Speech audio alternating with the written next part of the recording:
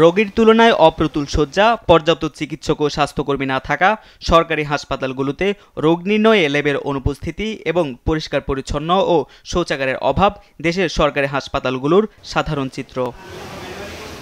এছাড়া গবেষণা ও ল্যাবের জন্য পর্যাপ্ত বরাদ্দের অভাব, হাসপাতালগুলোতে দলীয়ভাবে নিয়োগ, পদোন্নতিসহ নানা সমস্যায় জর্জরিত স্বাস্থ্য খাত। পর্যাপ্ত সেবার অভাবে রোগীরা বাধ্য হচ্ছেন বিদেশমুখী হতে। এই প্রেক্ষাপটে চট্টগ্রাম মেডিকেল কলেজ হাসপাতাল অডিটোরিয়ামে শনিবার অংশীজনদের সঙ্গে মতবিনিময়ে বসে স্বাস্থ্য খাত সংস্কার কমিশন। এ সময় চট্টগ্রাম মেডিকেল কলেজ হাসপাতাল সহ সব বড় হাসপাতালে রোগ নির্ণয়ের যন্ত্রপাতি কেনা বা নষ্ট হলে তা মেরামতের দীর্ঘ আমলাতান্ত্রিক ভোগান্তি পোহাতে হয় বলে জানান হাসপাতাল সংশ্লিষ্টরা।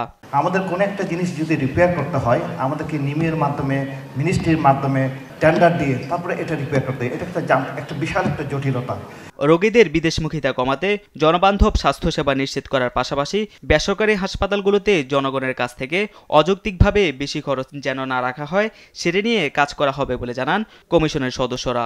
প্রাইভেট সেক্টরে যে ওষুধের পিছনে খরচ হয়, যে ডায়াগনস্টিকের পিছনে, প্রাইমারি হেলথ কেয়ারে কী কী সমস্যা আছে এবং আউট অফ পকেট এক্সপেন্ডিচার খরচ যেটা হয়ে যায় সেই দিকে আমরা বিশেষ করে খেয়াল করব, সেটা কমাতে হবে। সভায় যেসব গঠনমূলক মতামত পরামর্শ উঠে আসবে সেগুলো নিয়ে স্বাস্থ্য সংস্কার কমিশন কাজ করবে বলেও জানান কমিশন প্রধান। হেলথ কেয়ারে যারা অংশীজন তাদের অ্যাডভাইস নেওয়া যায়, সো তাদের অ্যাডভাইস আমরা নিলাম, এইগুলো আমরা অ্যানালাইজ করব, করে আমরা যে রিপোর্ট দেব। চিকিৎসক, স্বাস্থ্যকর্মী ছাড়াও অংশীজনদের মধ্যে রোগী স্বজন সহ আরও যারা রয়েছেন তাদের সঙ্গেও ধারাবাহিকভাবে দেশজুড়ে বৈঠক করবে স্বাস্থ্য সংস্কার কমিশন। নিউজ ডেস্ক, দেশ টিভি।